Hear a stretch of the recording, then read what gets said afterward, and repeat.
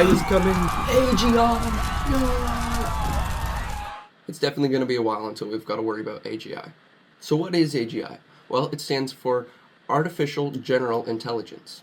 It's a field of AI research that's attempting to bring human-like intelligence and self-teaching to AI. The goal is for this software to be able to complete any tasks without any outside training. It should be able to learn from itself and its past tasks. So with that definition of AGI in mind, are we not already there? I'd say we're getting pretty close. We may not be able to consider it exponential, but it seems like AI is getting better every single day. With either a new language model dropping or new features, AI is always improving. The stage we're currently in right now is what they call ANI, Artificial Narrow Intelligence, where the AI has a narrow scope of information inputted from the user or from the developers.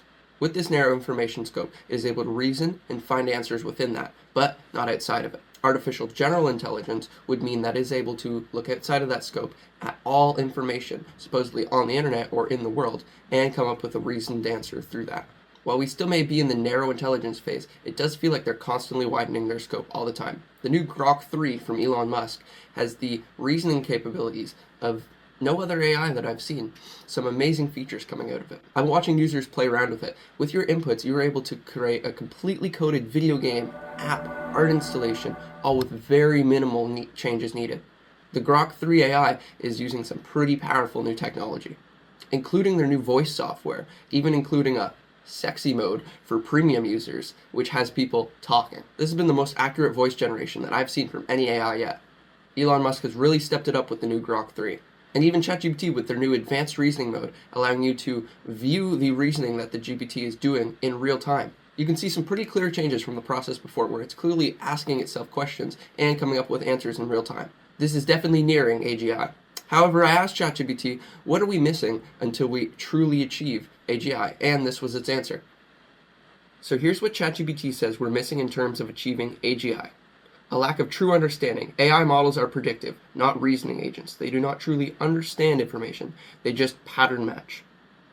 Memory and long-term learning. Current models have very limited memory and can't continuously learn like a human.